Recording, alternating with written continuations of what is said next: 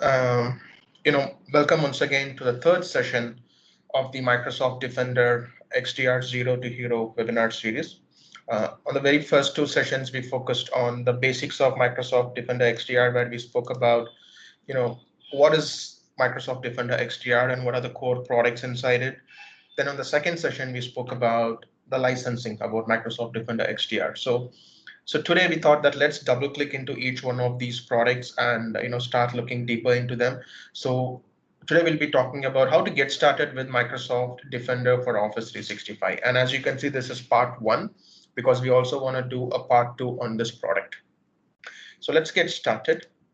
A quick introduction about myself. So my name is Vignesh Ganeshan. I work as an enterprise architect. I'm also a Microsoft MVP for Microsoft 365 as well as security, and I'm also a Microsoft certified trainer. So been in the industry for almost close to 13 plus years now, dealing with core Microsoft 365 products as well as security.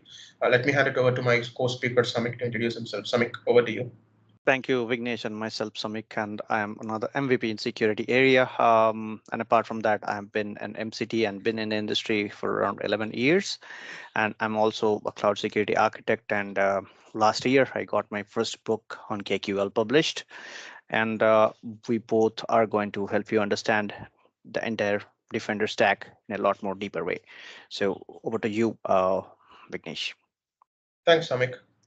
All right, so I just want to quickly show the slide where we talk about setting the expectations for this webinar series.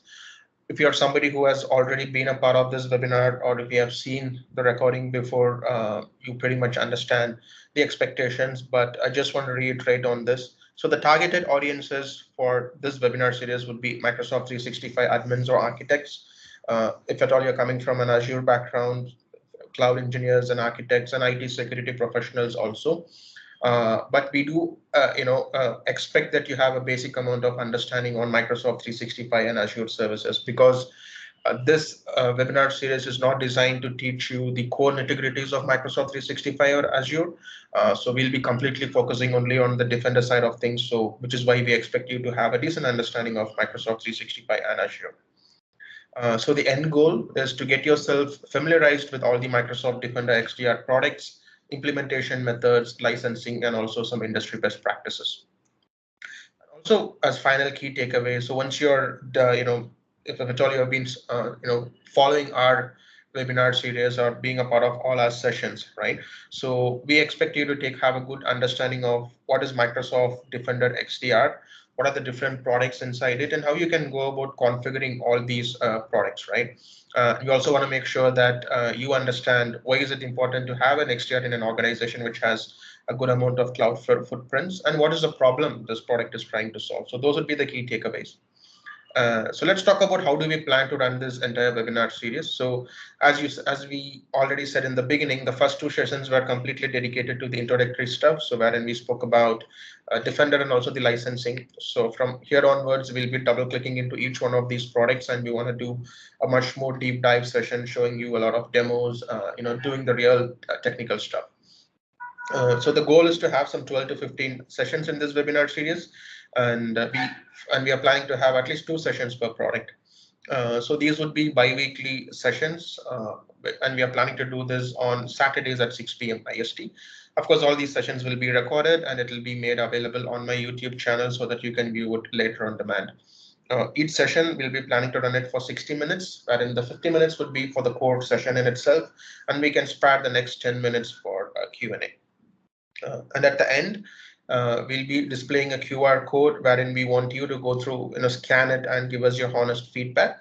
And if at all you also want to ask some questions specific to the session that you just attended or viewed, you can make use of that form and ask that question so that when we come back to the upcoming sessions, right, we can address those questions and make sure that your question gets answered. All right, so a quick recap on what we've been doing over the past 2 sessions. So we spoke about what is an XDR and why should you even care. We also we gave a high-level overview of all the Microsoft Defender XDR products. Could be Defender for Office 365, Defender for Endpoint, Defender for Identity, Defender for Cloud Apps. And we also spoke about all the other products which are closely integrated with this also. We also did a complete demo on the Microsoft Defender XDR Admin Center. We spoke about how all these products are closely integrated with each other. Of course, these are standalone products which has a specific purpose or a specific problem to solve, but they all come together to build a strong security layer. So we spoke about that. And then we also did a comparison with other third-party products and how you can do some cost takeouts if at all you've been spinning up and running those third-party products. And the session just prior to this, we spoke about Microsoft Defender XDR licensing. We went into each one of the products and we spoke about how the licensing works for that. Yeah. And in terms of agenda for this very session, I'll begin by talking about an overview of Microsoft Defender for Office 365. Of course, this is something which we've been stressing upon for the last two sessions, but I'll try to dig deeper today and speak in detail about Microsoft Defender for Office 365. Then we'll also be talking about the future availability, the licensing SKUs and licensing terms, things that you need to be mindful of when you're playing around with Defender for Office 365, specifically in terms of license. And then the permissions, right? So this is always key because not everybody in an organization gets a global admin, right? So based upon your roles, you would be given the appropriate permissions. So if at all you're somebody who's been expected to take care of Microsoft Defender for Office 365 in your organization, then what are the permissions or roles that you need? We'll be talking about that. And then we'll also be talking about the Exchange Online protection and Defender for Office 365 protection stack. I'll be talking about why is a security laid out, like how you can go from EOP to MDO Plan 1 and then MDO Plan 2. Then I'll be handing it over to Samik, where he's going to show a complete demo on how you can configure the policies and the other capabilities. So that's what Samik is going to do. And then I'll be sharing some useful links. And then finally, we can do the Q&A and close. All right, so the Microsoft Defender XDR. So this is, I think this slide, we've shown this to you multiple times now. And the way you need to understand this product is when I say the Defender XDR, it's think of it as a single pane of glass, which brings together everything under one single umbrella. It could be your hybrid identities, your endpoints, email and collaboration, then SaaS apps, and also the other cloud workloads, right? So, and similar to any other XDR, it can help to prevent and protect threats and also to detect and respond and also to extend. The ones that you're seeing here, these are sort of it could be any XDR, but these are the core capabilities of any XDR. Specific to Microsoft XDR, it takes care of your identities, endpoints, emails, SaaS apps, and stuff. So in this very session, we'll be talking about email and collaboration because Defender for Office 365 is the product that's going to help to take care of the email and collaboration components in your tenant. All right, let's move on. All right, so when you look at this, right, so at a very high level, when I say Defender for Office 365, it's a cloud-based email filtering service that helps to protect your organization against advanced threats to email. It's just not about email and also the collaboration tools, right? When I say collaboration tools, it could be your SharePoint, your OneDrive, stuff that you put inside, the links that you share in Teams, and we'll be doing demos about, what are the different places which the Defender for Office 365 touches, right?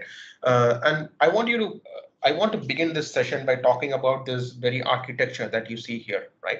So when I say Defender for Office 365, the core for this is always Exchange Online Protection, which is EOP. Now, EOP is a given. It is there in every single tenant that you see, right? You could be using the least SKU, or you could be using the highest SKU. You could also be using E5, but Exchange Online Protection is something which comes out of the box. You don't need to pay anything extra. As long as you're licensed for Exchange Online, you get Exchange Online Protection, right? And we'll be talking about what are the things that you can configure on Exchange Online Protection. And then on the next level, you have the MDO Plan 1, which is why you can see me calling this as a cumulative architecture, right? And then you have the MDO Plan 2. So EOP is the one which offers all the protection capabilities. Then at the next level, you get protect and detect if at all you're topping it up with MDO Plan 1. And then you have the MDO Plan 2, which gives you the EOP capabilities as well as the Plan 1 capabilities, as well as whatever P2 has to offer. So this is how you need to look at this architecture. So if your question is, well, if I'm going for Plan 1, what do I get? Of course, you get the EOP capabilities plus the one which the plan one has to offer. And and I think you can make it from what I'm trying to say here. So this is how this architecture works. Now, in terms of future availability with plan one, these are the core capabilities that you would get: the safe attachments, safe links, advanced phishing thresholds, real-time detections. And with plan two, as I said, everything that you see here, and in addition to that, you get the attack simulation training and all these automate, investigate, and respond capabilities. Now, having said that, please bear in mind that with plan one, your EOP is also a part of it, right? With plan two, your EOP plus plan one is also a part of it. So that's how we need to look at it, because to stress upon on that once again, you could be using any license as long as you're having Exchange Online in your tenant configured and turned on, you have EOP. Yep. Now this queues, this is something which we spoke briefly in our previous session, right? So if at all you're wondering, so what are the queues that gives you my MDO plan one and plan two capability? Well, these are the SKUs, and it is always a per user subscription. Now, in the very next slide, I'll be talking about what do I mean by a per user subscription. But these are the SKUs that currently covers the plan one and plan two capabilities. Now, this is this is exactly how this has been mentioned on the Microsoft documentation. When I say licensing terms for plan one, right? So for Microsoft Defender for Office 365 plan one tenants, license must be acquired for users or mailboxes falling under one or more of the following scenarios. So this is how the licensing works, right?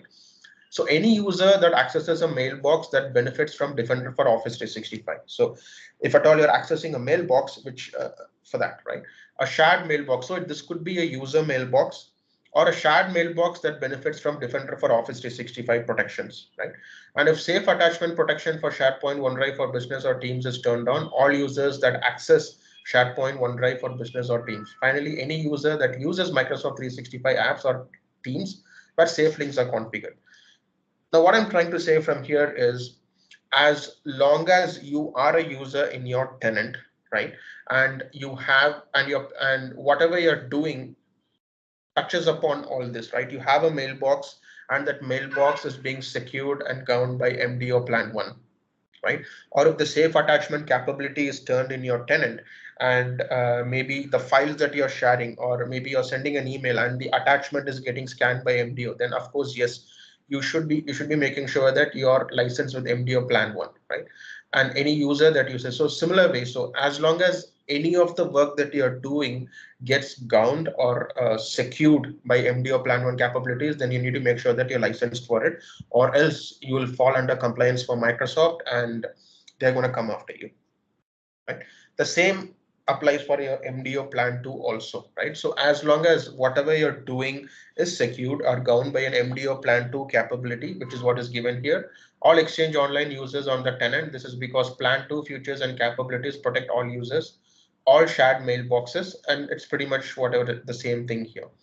Now, one of the question which came up in the previous session was, and I made a point there by saying that even if you have one license in your tenant, maybe even if you have one MDO Plan 2 license in your tenant, you would start seeing all the Plan 2 capabilities showing up. What I mean by this is, right, now let me go to the Microsoft 365 Admin Center and click on security.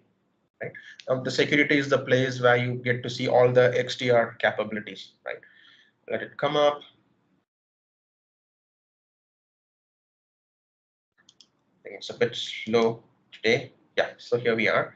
And if at all, I'm going to the email and collaboration piece, which is where we do all the MDO configuration, right?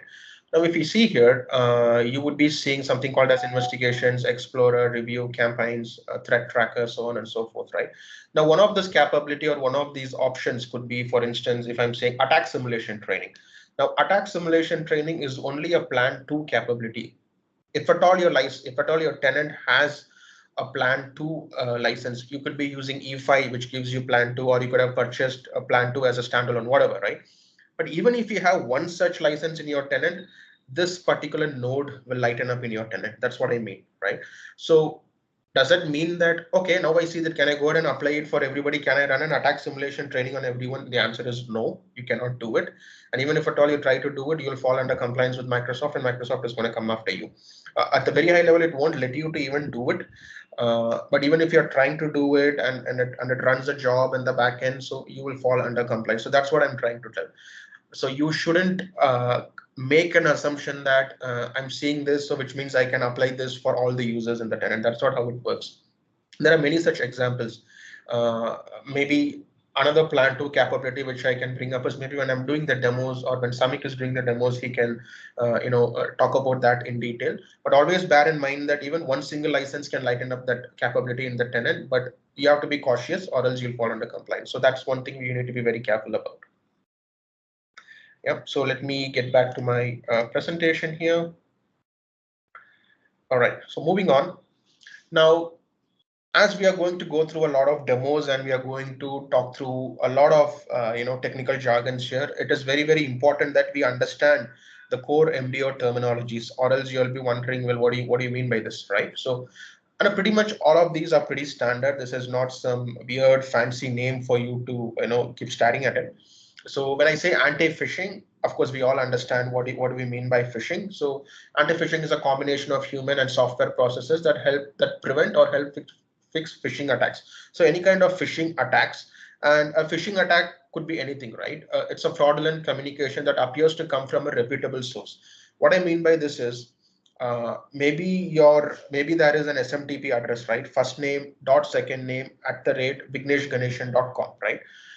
Maybe it could look like, instead of VIGNESH, it could be looking like vineshganeshan.com, and you wouldn't even just pay attention to that very close, unless and until you're looking at very closely, you wouldn't. So you would think that it is coming from a legitimate resource, and you'll end up opening it. So those are what you call as phishing attacks, because a lot of these times it looks like at a very high level, looks like it is coming from a very reputable place, and it's something that you've been used to. But if you pay close attention to it, is when you would realize that, oh my god, I fell prey to this, right? So that's what you mean by phishing. Then spam. Now spam is a term for unsolicited or irrelevant messages that are sent over the internet, primarily through email, right? You would receive a lot of spam emails, marketing emails. Maybe you would have given your information somewhere, or you don't even realize how they even got all these details, but you'll be receiving all these spam emails, right, from a lot of product-based companies, or some vendors will be trying to spam you with their products or something. That's called as spam. And then malware, right? Malware, it's pretty much understood, right? From anybody who's been using computers, we all understand the viruses, and then we had the same concept even applies for your email also, right? Wherein somebody would be sending you a malicious attachment, and by mistakenly you open it, it installs something inside your laptop, and the next thing you realize is your laptop or your workstation has been infected. So that's what we mean by malware, and the technique used to take care of it is your anti-malware. Now these top three are pretty generic, and I'm pretty sure anybody who has been in the industry for quite some time realizes what this is, or if at all you've been using email, right? You pretty much understand what you mean by phishing, spam, or malware. Now, the next thing is called as safe attachments. Now, safe attachment is nothing but it is a component of your Microsoft Defender for Office 365, and as the name itself says, it is meant to secure the attachments that you attach to an email. What do I mean by this, right? Let's say if I'm trying to attach an email, or I'm trying to attach a zip file and I'm sending it over to you, and you have safe attachment configured, right? What MDO is going to do is it's going to take away that attachment alone to a sandbox environment. It is going to run some scans. It's going to look whether there is some malicious content inside it, and then it is going to reattach that attachment once again, and then you'll be seeing that mail being delivered to you with an attachment. Now there will be a slight delay in this process, and Samik will be demoing that. But pretty much in your organization, you would be seeing this. When an attachment is sent to you, you'll first receive the mail body, and then you'll be seeing a message which says that your attachment is currently being scanned, so please wait for a couple of seconds, and then the next thing you realize is the attachment shows up. So Microsoft takes your attachment, it puts it inside a sandbox. A couple of algorithms is what they run to make sure that they're checking it, they do all the tests, and then it'll be sent back to you, and all this happens within a fraction of seconds. Yeah. And then safe links. A lot of time people think that you get targeted only by downloading the content that is sent to you. That's not the case, right? Sometimes also safe links. A lot of these links would look so legitimate that only when you click it, you would realize that you fell prey to it. right? So even for safe links, when you're clicking on it, it can go ahead and perform a scan so that those are not malicious links. So that's what I mean by safe links, and we'll be showing that in the demo. The next thing is email authentication, right? What I mean by email authentication at a very high level, you can even call it as email authentication or even email validation, right? It's a set of standards that verifies the source and legitimacy of an email message. But only look at the history of SMTV services, right? So back then that was not the case, right? As long as you have the address about the to address, you can just write an email to them and it reaches them. There was no proper way of validating, or there was no checks happening during the transit, which is what led to all these new concepts such as your SPF, DKIM, and DMARC. So these are the email authentication things that you have to configure in your tenant, because these are different checks where your mail goes through to make sure that the mail is coming from a reputable source and nobody is trying to alter it, or a hacker doesn't get access to it during the transit and he tries to change something and it hits your mailbox, and something happens, right? And we'll be doing a demo on the email authentication also. Then the quarantine, a good example is, of course, we all hear this term a lot during the COVID times, right? So if at all you've been infected, what happens is they would advise you that you need to quarantine yourself in a room and keep yourself isolated. Right? The same concept even applies to your email, or that's what you mean by an email quarantine. When something malicious comes in, the system is going to quarantine it, and then there are ways wherein an end user can view it. He can check whether that is a legitimate email and only request for then the mail to make its way to the inbox, or he can simply reject it saying that, yeah, of course, this is a malicious content, I don't want this. And there are ways to configure that also. And then attack simulation. So pretty much from the CISO org, you would be seeing this sort of attack simulation being happening to your mailbox. They want to make sure that you're really paying attention, right? So one example which I quoted, something which might look so legitimate, when you click on it, you realize that you fell prey to it. So they would be running these kind of attack simulations where they're trying to, generate some kind of attacks, and they really want to see whether you as a user, whether you're reporting it using the report add-in button, or are you opening it. If you're opening it, then the next mail will come saying that you have to take a training, right? Now go and take the cybersecurity training.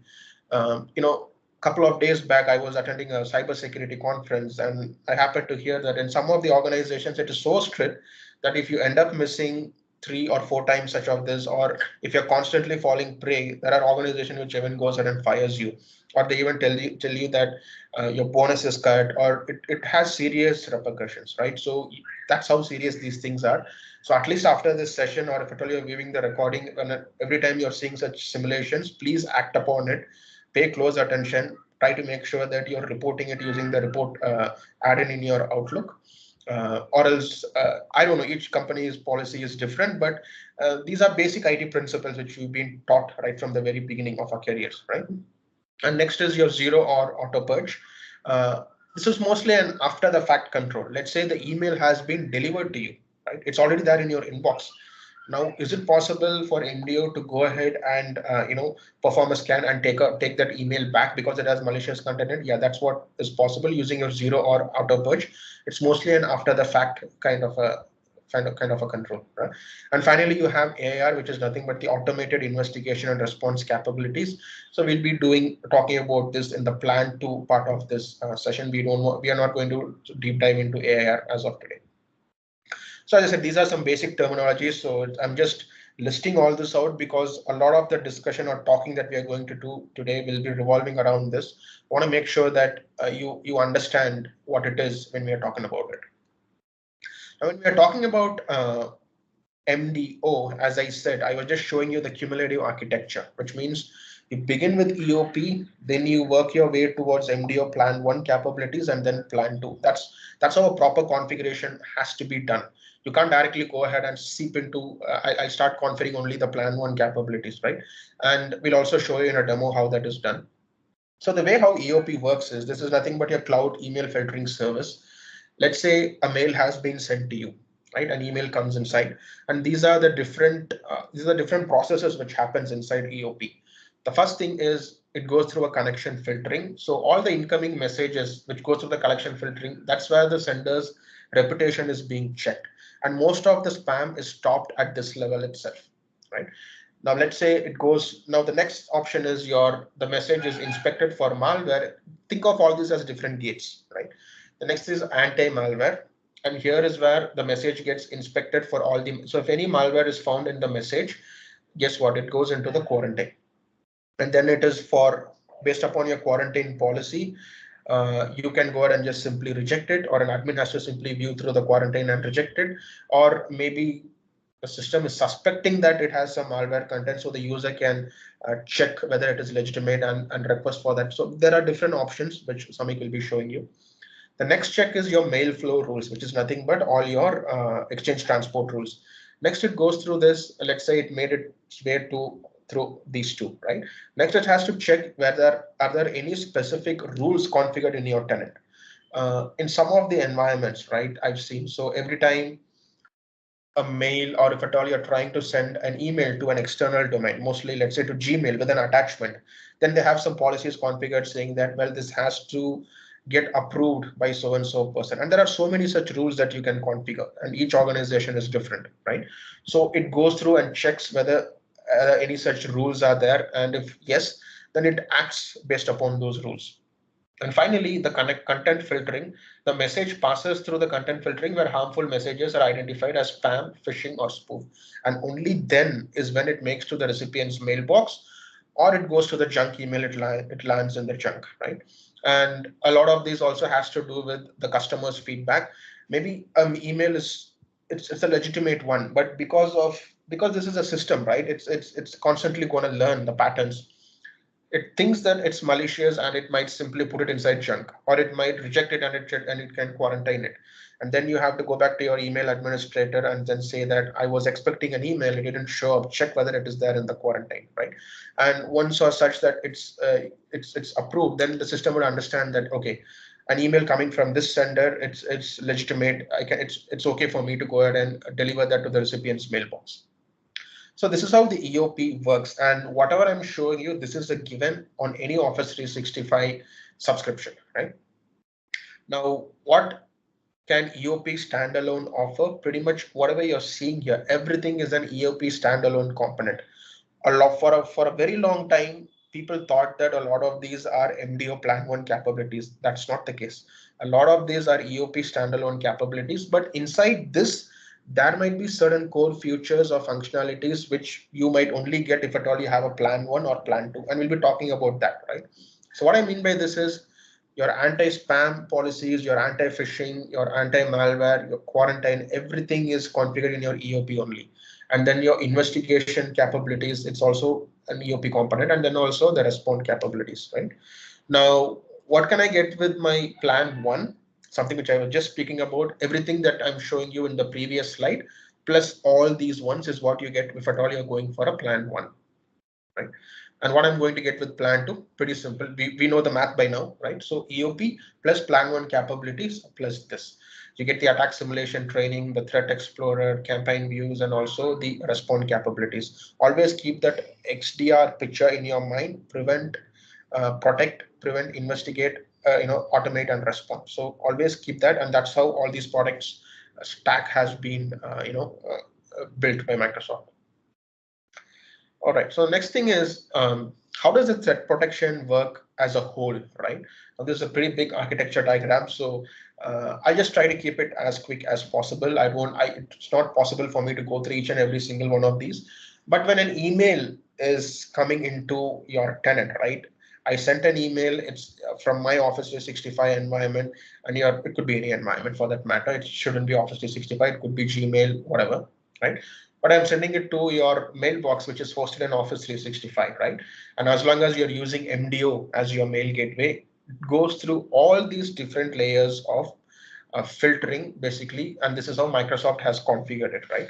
At a very high level, when I'm saying edge protection, right? So it is at the name itself says it is at the edge, right? So this is where a lot of your, it could be your network throttling, your IP reputation. When they say network throttling, it's all about how much of emails can that Office 365 infrastructure take let's say there are always these limitations, right? You can't be just because you want to attack somebody and you have all these denial of service attacks. If somebody wants to attack your environment, they could be sending like 1 lakh emails which should be targeting your tenant within 1 hour. That's a lot, right? And this is what attackers normally do, or there is a lot of politics which happens behind this, which we don't want to get into, but that's what the network throttling does. And then you also have this IP reputation and throttling, right, where it looks for bad IPs and even for throttling, and it detects that and it blocks it there. Then the domain reputation to block any messages which is coming from a known bad domain, right? And you also have the directly based edge filtering, the backscatter detection. Backscatter detection is interesting. It prevents an organization from being attacked through invalid non-delivery reports. Yeah. And as I said, I don't want to go to each and every single one of these. The next thing is your sender intelligence. So here is where it's going to check for some critical things such as your spam, bulk mails, impersonation, unauthorized spoof messages, and also things such as your phishing, right? So it's going to check for your account compromise and detection, wherein if there is an anomaly, and if somebody is trying, maybe somebody got hold of a user's account and then they're trying to do something wrong, right?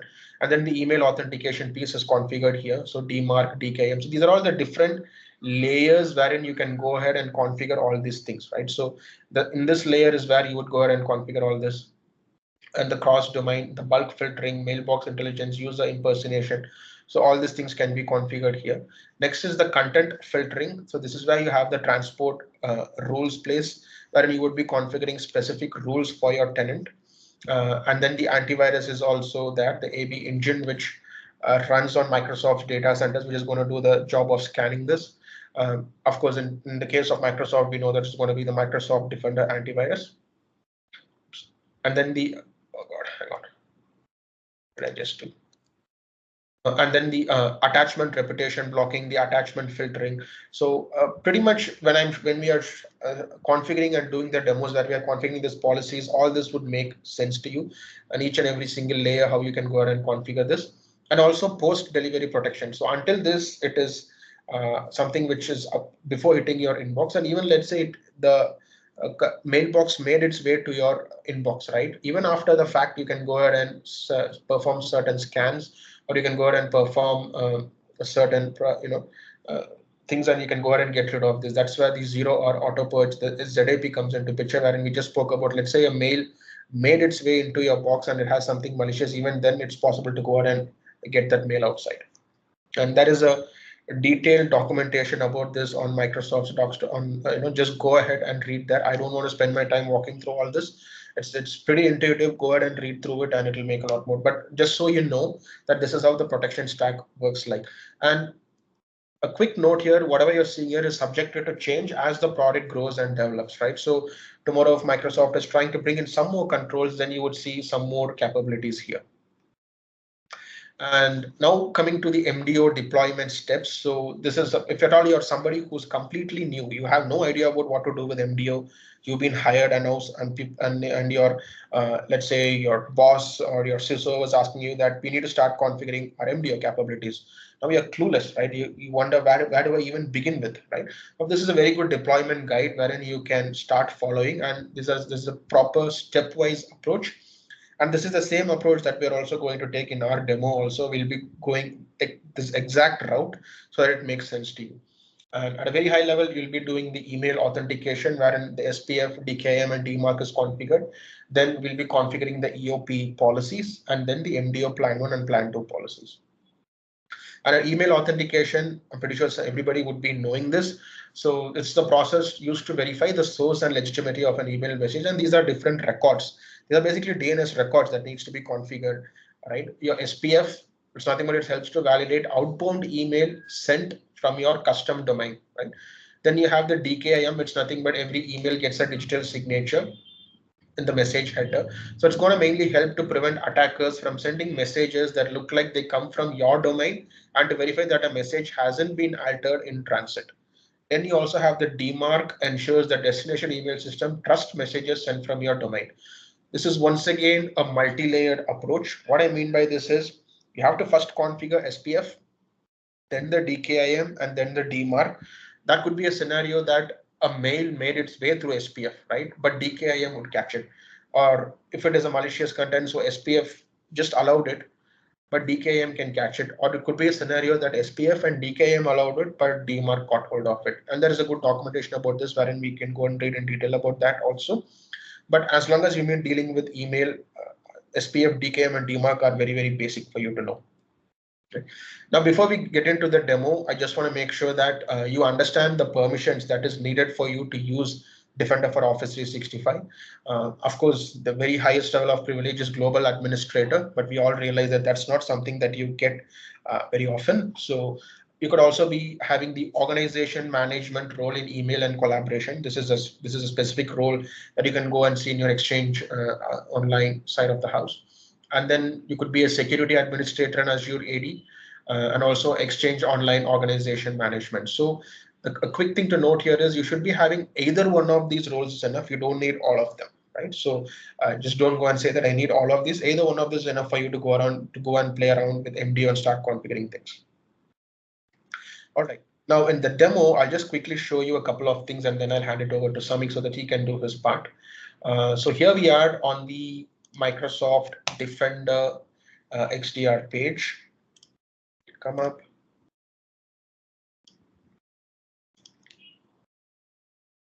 So I'm going to quickly go to the email and collaboration. So this is all your MDO. For anything you want to configure in MDO, this is where you would be doing it. I'm going to click on policies and rules, threat policies. Now, there are different categories here. You see threat policies, templated policies, rules, and others, right? The way you need to look at this is when I say templated policies, this is something for anybody who's new to this. You absolutely have no idea about what you want to do, how you want to configure, right? So these are all templated policies which helps you to get started with. Now you have an option here called as preset security policies, meaning these are some controls which Microsoft, as per best practices, they have already configured it. It's just a matter for you to go ahead and turn it on for your tenant, right? Now, for instance, if at all there is something called as built-in protection, standard protection, and strict protection. Now, maybe in my tenant, I want to get started with standard protection. I want to turn it on and see how the mail flow happens after it. Are people complaining? Are the mail flows happening smoothly, or is there something which MDO is blocking? For those sort of things, you can get started with this. This is strict protection. The name itself says it's going to have very tight level of controls. When you do this, is where you're going to hold a lot of people making noise saying that everything used to work perfectly fine and now things are getting blocked. And then is where you can go ahead and start tweaking things. But as a beginner, this is where you would start. I'll click on manage protection settings. It's pretty straightforward. Let it come up. It says apply Exchange Online protection first. It says simply, okay, add the users, groups, and domains who you want to be protected using EOP. And if at all you want to do like a pilot kind of an approach, this would be the right place to begin with. Let it come.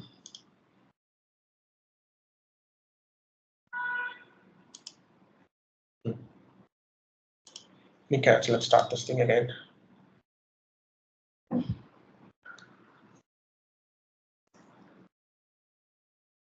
Okay, so it's going to ask apply protection to all recipients, specific recipients, or none. For the sake of the demo, I'm just going to say all recipients, but in a real production scenario, don't do that, right? So make sure that you're doing this only with a pilot set of users, and then you slowly work your way towards everybody in your organization. Apply Defender for Office 365 protection. Once again, I'm going to say all recipients. And you also have an option here to exclude these recipients. Maybe if you want to exclude yourself or you want to exclude a particular set of people so that they are not part of this, you could also go ahead and do that as well. Right? And impersonation protection. In the next steps, you can specify all these things. Add email addresses to flag when impersonated by attackers, right? Who might be impersonated by attackers such as top level executives, board members, and other people in key roles, because they are the ones who the attackers mostly go after. So you can go ahead and add their details here, right? So in my case, if I want to add Samik here, I can go ahead and do that. Simply click on Samik. Please enter Samik and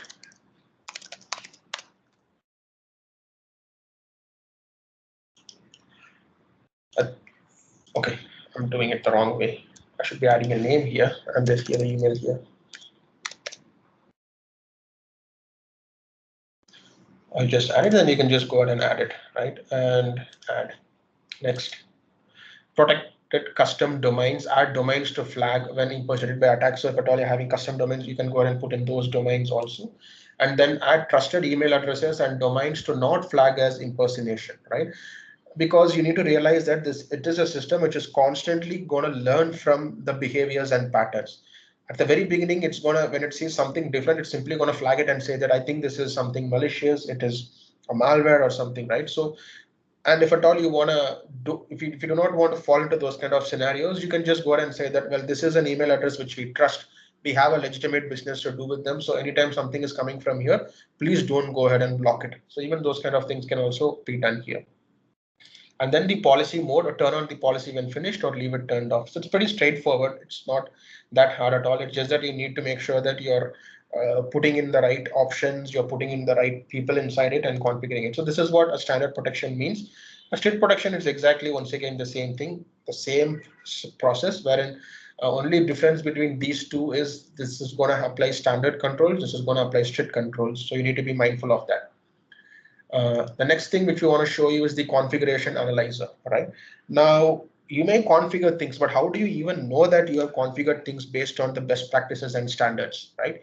Or maybe you configured it and later it is contradicting with something that is not the correct configuration to have, right? So those all can be captured in your configuration analyzer. As the name itself says, it's going to analyze the configuration that you have put up and it's going to give you suggestions. For instance, one of the things which Samik was configuring earlier today, right? So we were playing around with this, and it says that, for instance, right, your anti-spam under your strict recommendations. So it says that, hey, one of the policies that you have configured, for instance, if you want to open this, it says you have configured this policy, and we recommend configuring the spam detection action to quarantine message. So and it's gonna also show you that it says that you have chosen a different option, but as per our recommendations, we want you to choose a different radio button because that is the industry standard or that is the best practice, right? So and then it's going to take you to that policy where you have made that tuning or that option, and then you can go ahead and turn it on accordingly. I hope you get the picture about the configuration analyzer. Okay. This is what exactly is talking. In a similar way, it's going to scan through every single thing, and these are all recommendations for you, right? And then you also have something called as configuration drift analysis and history, wherein here all the configuration changes that you've been doing to the policies, everything gets captured here. If at all you, all the drifting, as the name itself is drift analysis and history, you can always come back here and you can keep looking at things. If at all you want to have a one-stop shop about all the changes that you've been doing, all the configuration changes, everything gets captured here. So as I said, this particular component is for somebody who's getting started with the product, who doesn't have any idea, and you want to, the first time you're doing it for your tenant, you would use this. But maybe you're a mature organization, you understand, you want to have more custom controls, you want to have more custom policies, you're a large enterprise, you can't afford to just go with the preset security policies, you are certain things that you want to have. So that is where all these other policies comes into picture. The remaining, or at least these two options, are interconnected. So for that, let me hand it over to Samik. So Samik is going to walk you through how you can configure all these custom policies. So Samik, over to you.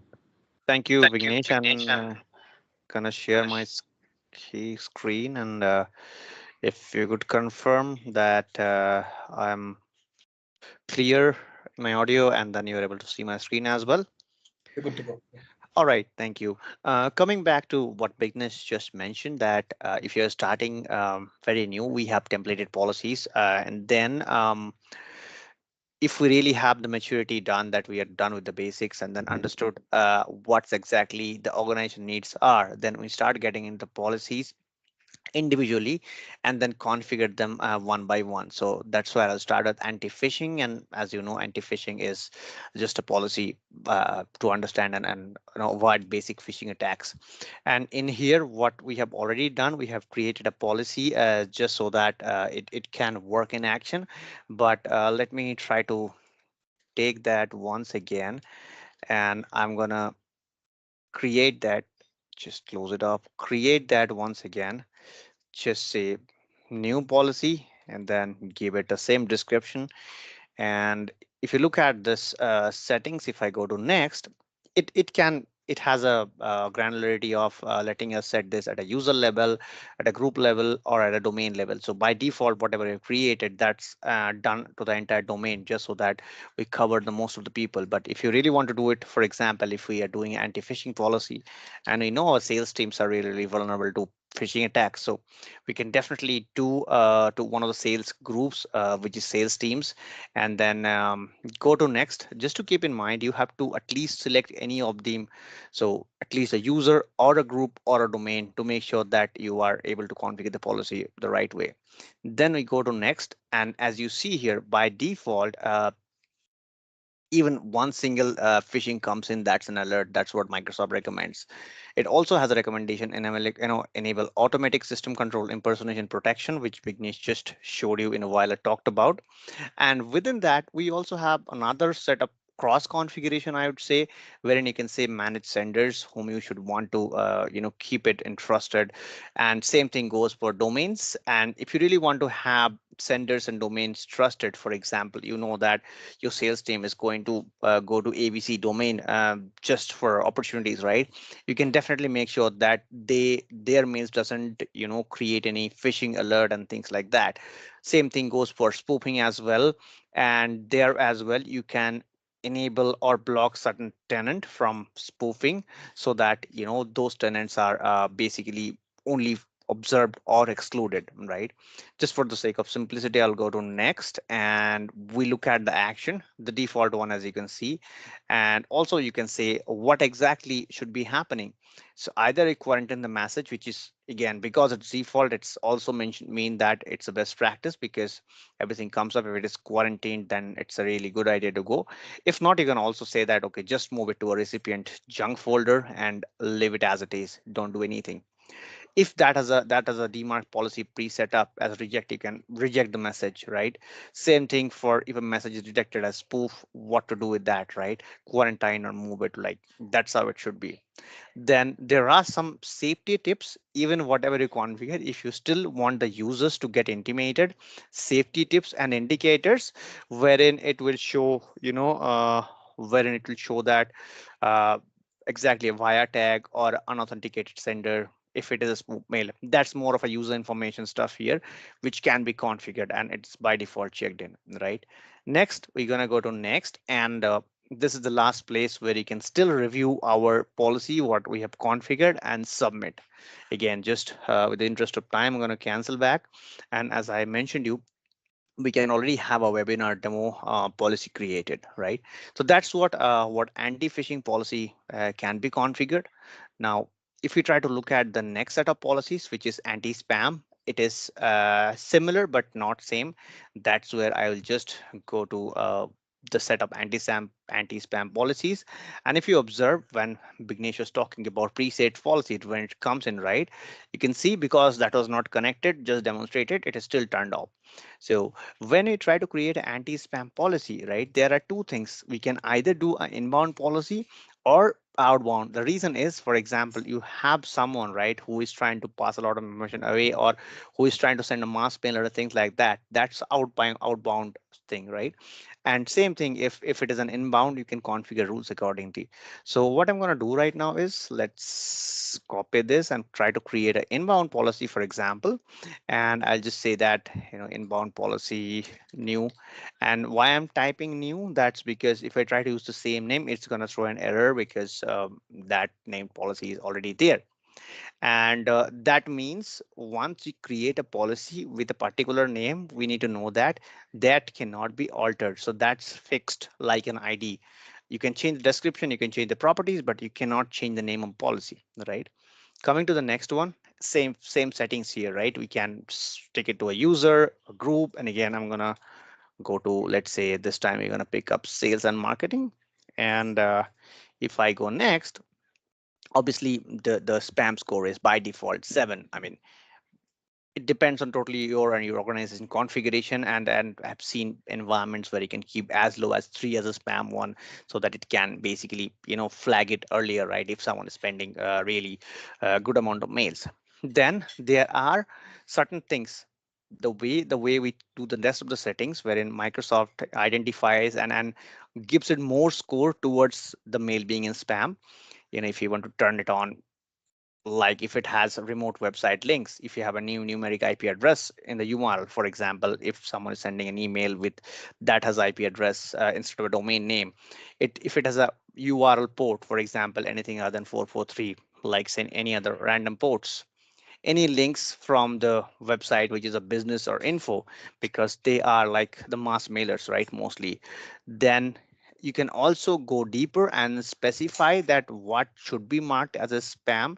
And if that include the properties, if someone is randomly sending empty messages, right, or if someone has embedded HTML tags, or if someone has JavaScript or HTML, and so on and so forth, right? You can see there is really a lot of granular settings which you can specify, and you can definitely configure, turn it on and off, right? Then if we go to next, obviously when an anti-spam mail comes in, either it's inbound or outbound, we can define what exactly to do. So either it can be moved into junk folder, you can add a header, you can delete, you can quarantine a message, right? So let me see, if the moment you select a quarantine a message, right, but let's say if it is an incoming mail, and one of the use cases of setting up quarantine, I'll just try to call out the corona environment, right, what exactly quarantine means. So if it is infected, or if you are suspected to be infected, then you are going to go through an isolation, and you are going to get cleaned up just to make sure that, and sanitize in the right way, so that if you qualify the sanitization process, you are good to go. And when you do that quarantine message, if you see there is a drop down just below that, you can select a quarantine policy. And in here, as I said, right, any other default policies, we also have a custom policy created, which I will go there in a moment, right? And let me just try to show you and select. That means it can be done with a custom policy. So I'm going to go to, just to show you, it's a custom policy. And then if it is, you can definitely show what high confidence spam look like, and how what should be done with it, and anything on phishing and things like that. And obviously how long you want to retain if you're keeping it quarantine, because for example, there are people who are traveling, they don't open the mail every day, they can definitely keep it for 15 days or even 7 days and things like that. And then there are some safety tips around enable spam safety tips, that's going to give you tips, and enable phishing messages, spam messages and things like that. And then when we do that, once we go to the next step, again, you also have a granular settings, what is allowed, what is blocked. For example, coming back to the same example for sales and marketing. So if you have prospects, you can definitely, allow the sender that doesn't matter if they're sending from .biz for an IP address or any local details, right? That should not be considered as a spam, right? Or even they are like sending multiple emails, maybe that's also no spam. And just the other way as well, you can block them, right? And once we are done with all the settings, we just, as the other policy, we're gonna see all the details, whatever is configured, and this is our last chance kind of, that we can review and change if we need to, and we can create that. But again, I'm going to cancel, and then because we already have, and I'm going to cancel, say yes. As you can see, there are two policies I've already created: demo inbound and outbound policies, right? Now we have seen anti-phishing and anti-spam. Let's look at the anti-malware policy as well. And coming back to the same logic here, this is another policy wherein we can see, as you see, like the strict policy is turned off. We have already anti-malware policy created, and let me try to show you this time, instead of creating a new one, that how an existing policy looks like. So just be with me for a moment, and obviously you can turn it off and do other settings. And as I was talking about, right, once a policy is created, that name is kind of set in stone until you delete it. Like if you really need to change the name, you're going to delete and recreate the policy, because you can edit description, you can edit, for example, edit users and domains, and any other settings. For example, if you want to apply this anti-malware policy for custom file types, which is by default built in, and there are certain file types Microsoft has already defined, and if you want to modify them, you can. And what happens when these are found, it gets into quarantine, and then you can see who are going to get notification. And I have configured my email here that anything of that sort comes in, we are going to get a notification. And also when you set a quarantine policy, you can see it is going to a particular custom policy, which I'm also going to show that in a moment, right? So with that, I'm going to close this malware policy, and we are going to jump now. Whatever we have talked about, these are like more of policies, and this is though safe attachment and safe links are policies, this is more of protecting users from something has already come through. Then it is more of configuring in a way that users are not hampered or user not impacted through attachment and links. So if I click on safe attachment policies, and you know uh, as I was telling that there is one policy already configured, and let me try to close and create a new one, which I'm going to show there in a minute. And let me close this, create this, and as just to show you, right? Because what happens is, the moment if I want to give the same name, uh, it's not going to let me create that. That's because the name is already present. So I'm going to just add on a new one so that it let me pass through that screen validation. I'm going to go to next. The same logic here, I'm going to add in sales. So let's go for sales teams. In the next, this is the crux of the entire policy here, what exactly to be done if an attachment is being sent. And the most sophisticated one, though, it's gonna be dynamic delivery. So what happens is, there are cases, if you turn it on, nothing is going to happen. If we monitor it, the email with attachment will be delivered, but it'll be scanning and tracking the result. If anything of that sort detected, if you say block, it's going to get blocked, right? If you say dynamic delivery, which I'm going to show you right now how the demo looks like, right? It will send us a mail, and then it will not let us open the attachment till the time Defender completes the scan, right? And obviously, in the scan, what were found out, you can always see what type of quarantine policy you're going to select, and according to that, it's going to show up the rest of the configuration. If you want to enable redirect, things like that, you can do that. Once you are done with the settings, you're going to see again the full policy and ready for submission, and that's it. So with that said, I think I have just opened my mailbox as well, and I would request Vignesh to send out an email to me so that we can kind of show you how it looks like. So Vignesh, if you could send out an email to me right away. And what Vignesh is going to do is he's going to send an email to my mail ID with a specific attachment, and once we receive it, you will observe that it will definitely show that that mail has an attachment, but it will never let us open that attachment until, as I say, Defender completes that scanning. For example, this is the one, right? You see, if I just click on that, I have immediately open what it says, making sure that your attachment is safe. That means it doesn't want the users to kind of click on a wrong link, and just that it is done. You see it came in, the mail got automatically updated, and I have the attachment right now. Right now you can download it and obviously open it and things like that. Right now, coming to the next one, as a policy, we're going to show safe links. So safe link is something, uh, so I think we have a question. It's meant for all.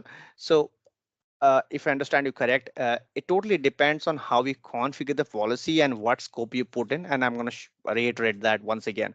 So as you see, there is one safe link policy created. So we're going to create still another one so that we can show you.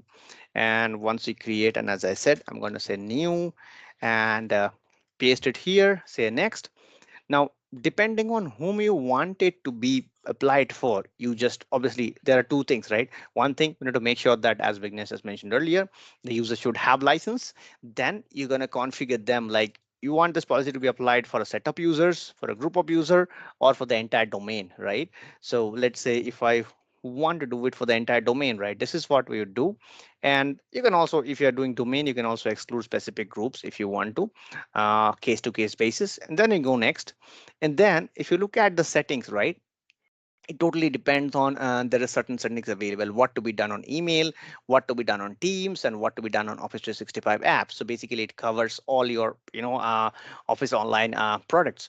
So, and if you look at here, apply safe links to emails sent within organization. That's going to happen. Apply real-time URL scanning for suspicious links. Obviously, that's going to happen because it's going to scan if someone sends it for external. Wait the URL scan to complete before delivering. That means you will have a slightest delay, but when you receive an email, that's going to show you that, okay, this is safe. This is a safe link to be clicked, right? And obviously, apart from any app, you see the link or click the link, this is going to track as well who has clicked on, what kind of link, and if you have a notification to be done, right? And then if you go to the next, by default, you can use a default notification text by Microsoft. You can go on custom. Next, we're going to go to review, and you know uh, as usual, like the any other policy, you get to see that settings, you get a chance to edit and then submit it to create it. Now I'm going to cancel and go back to my mailbox again, and I request you to request Bignesh to send me another email with a link within it, right? And I'm going to show you what's the behavior when the mail comes in, and then when you click on the link, what exactly happens. So Bignesh, if you could send out an email with the attachment, sorry, with the link. It's coming. Yeah.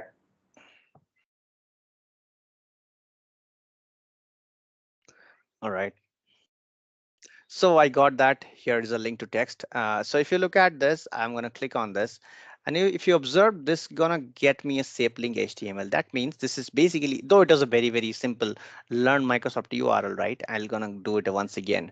So if I click on this, if you see, this is going to highlight safe link, and then, so it is basically bypassing that link or passing that particular link through a safe link page designed by Microsoft to make sure that even if user clicks on it, he's kind of redirect through a safe process. And how that's determined, what to do, if I click on the existing policy, that's going to show, if you see, right, do not rewrite the URL. That means it's not going to rewrite it, but it's going to wait for the scanning to be completed, and it's also going to apply real-time scanning of suspicious links, and apply safe links for the email sent within the organization. So what Bignesh just did right now, right? And with that said, that's basically what policies are talking about. We have talking about, and there is something called rules, right? And as we talked about quarantining policies a lot during your anti-spam, anti-malware, and any other policies, right? We're gonna see what exactly to be happening. So, for example, if any anti-spam policy has picked up, or any anti-malware policy has picked up that a message is really a malware, and that has pointed it to be a quarantine policy which we have developed. So if we look at this as usual, right, I'm going to open the existing one, and you can see what exactly it does, what happens when someone applies this policy, or on once this policy is triggered. It only lets you enable the preview message, and what I'm going to do is, let me try to create another policy, and policy name as usual, I'm going to give a new name and go to next. And you can definitely configure, once a mail is being sent to quarantine, what to be done. We can do limit access, and that is pretty much defined. We can go to specific access, and then within specific action, we can see, block sender, preview, delete, and can a user allow that quarantine mail to be released, or it has to be only done through admin. You can make it a settings, which is again on top and default, that it has to be based on an allowed request, and you can also set it to be done by an admin, right? So that depends on kind of the policy and the rules we have. And just to add further, we can talk about tenant allow and block, which you have seen, which is available in multiple policies as well. So it's a cross feature. And another thing I just wanted to add, as you see, there are two sections. One is policies, one is rules. So one thing you have to understand, that a rule is something once we apply, it works right away, and that's applied maybe on the journey. So if you block a tenant, right, or allow a tenant, when the mail is in transit, then it's actually get applied. That's the rule, right? And the policy is something like, all right, you have configured an anti-spam policy, and then your mail is received, or mail is already delivered into Exchange Online, then it is processed by Microsoft Defender for Office, that really to find out it's anti-malware or not.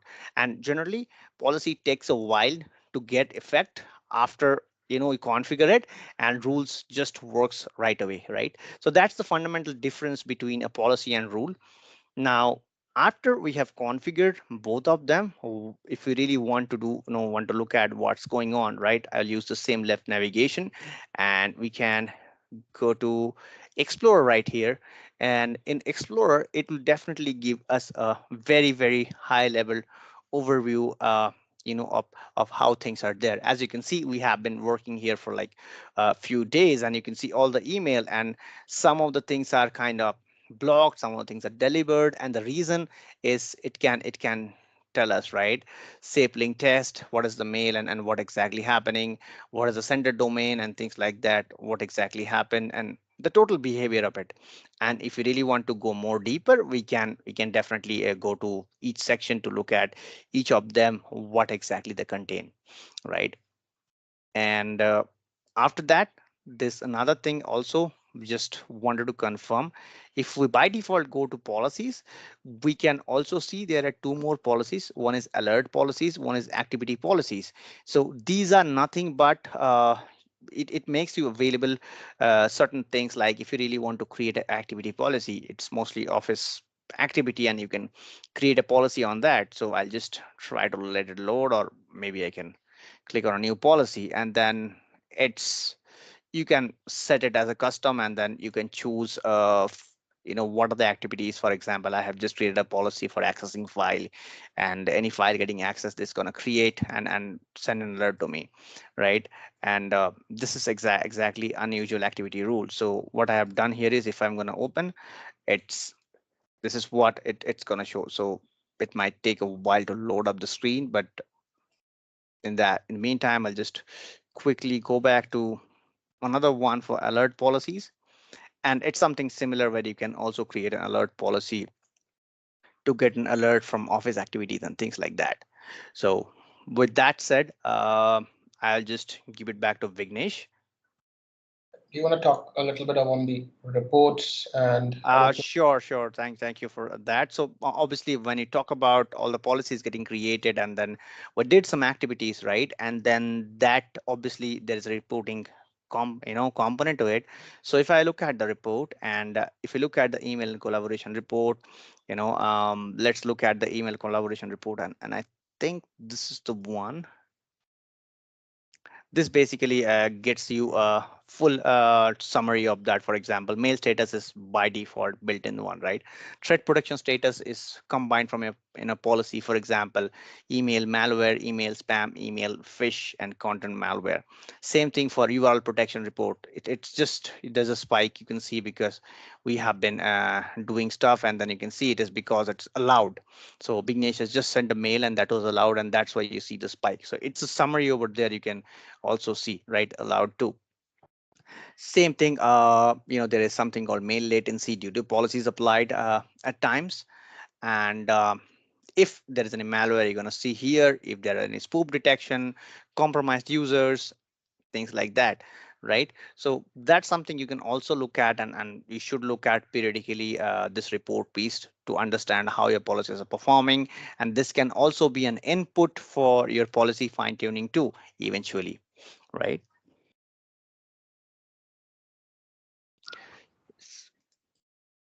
So with that, is there anything, Vignesh, you want to add here? No, I think I'm good. We can move on to the next one. Let me take over. All right, folks. So that's pretty much what we wanted to show for the plan one session. But of course, you do realize that a lot of these is something for you to go back, read, play around in your tenant, configure these things and play around and try to make some phishing attempts, try to make some malware, mails which has malware and see how things work. Try to create policies, try to fine tune it.